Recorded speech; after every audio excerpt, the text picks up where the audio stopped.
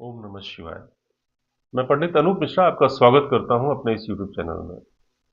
मित्रों, आज हम इस एपिसोड में न ही वास्तु की बात करेंगे, न ही ज्योतिष की बात करेंगे। आज बात करेंगे एक कॉमन विषय पे। कहीं न कहीं बहुत दिनों से मन में कष्ट था एक सब्जेक्ट को लेकर, उसी विषय पे आज आपसे वार्ता होगी। आगे बढ़ने के पूर्व आपसे एक प्रश्न करना चाहूँगा कि आपसे यदि पूछा जाए कि आपका धर्म क्या है? क्या उत्तर देंगे आप? मेजॉरिटी जो हिंदूज़ की है वो बोलते हैं हमारा हिंदू धर्म। हिंदू एक कम्युनिटी है मित्रों। हमारा धर्म है सनातन धर्म, जो कि अत्यंत लिबरल है। सनातन धर्म के जो अनुयायी हैं, वो किसी भी देवी देवता को माने या न माने, उनकी इज्जत करें, उनको पूजा करें या फिर उनका अपमान करें, इस पर कहीं कोई प्रतिबंध नहीं लगाया गया। जो मन में कष्ट है वो इस बात को लेकर है कि अनजाने में जो लोग हिंदू देवी देवताओं की पूजा करते हैं, आराधना करते हैं, उनके द्वारा भी कई बार कुछ ऐसी चीजें, ऐसे कार्य हो जाते हैं जहां पर इन देवी देवताओं का अपमान होता है। इसी को लेकर के आज के वीडियो का हमने प्लान किया है।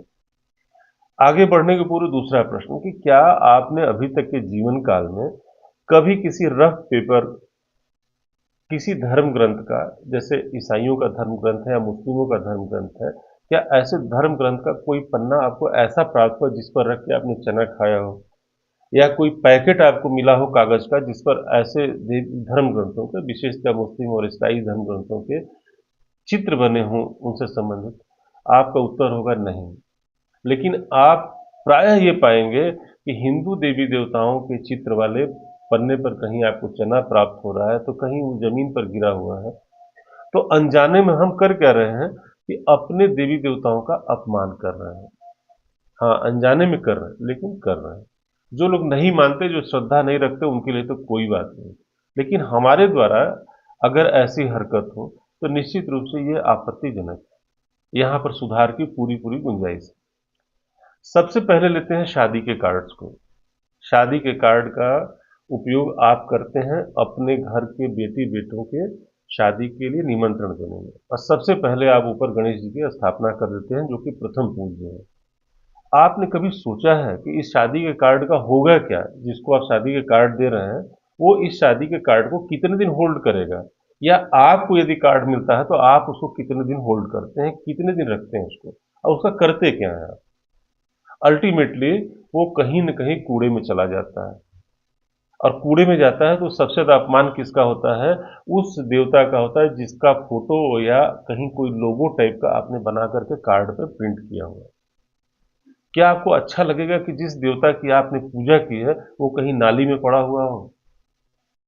अगर आपको अच्छा नहीं लगता तो निश्चित रूप से यहाँ सुधार की गुंजाइश है। आप स्वयं से और अपने मित्रों से ये आग्रह करें कि शादी के कार्ड पर शब्द जो भी लिखें, किसी देवी देवता का चित्र या फिर जो आजकल किसी धातु या प्लास्टिक का गणेश जी का बना होता है, ऐसा न लगाएं। आपसे आग्रह है। इसके बाद दूसरा है कि झोले पर प्रायः जो दुकानदार हैं, वो अपने विज्ञापन का झोला बनवाते हैं, उस पर भी देवी देवताओं के चित्र बना देते हैं। उस झोले का क्या उपयोग होता है? वो आप सब्जी लेने गए तो कहीं सड़क पर गिरा हुआ है, तो ऐसा वहां भी न करें। और तीसरा, विज्ञापन के पन्नों पर, जो भी विज्ञापन के लिए पंपलेट्स आप छपवाते हैं, उसमें भी देवी देवताओं के चित्र आप देते हैं, कृपया यहां से भी इन्हें हटाएं। आप सिर्फ इस बात का ध्यान रखें कि इस पीस जो पेपर का है, इसका क्या उपयोग होने वाला है। मान लीजिए आपने विज्ञापन दिया, किसी ने एक बार उसको पढ़ा, कुछ लोग तो हो सकता है कि जिनको आवश्यकता होगी वो उसे होल्ड करेंगे, लेकिन मेजॉरिटी के लोग क्या करेंगे, उसको फेंक देंगे। करेंगे क्या उसको रख के? रोज विज्ञापन के 10 पन्ने मिलते हैं।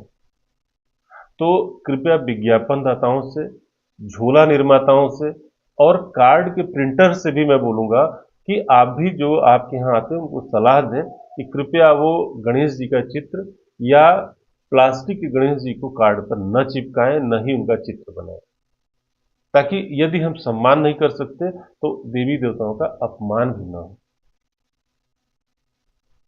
यदि कोई आपके मन में बात है, हमारे कमेंट बॉक्स में लिखें या हमारे दिए गए व्हाट्सएप नंबर पर आप लिख सकते हैं। धन्यवाद।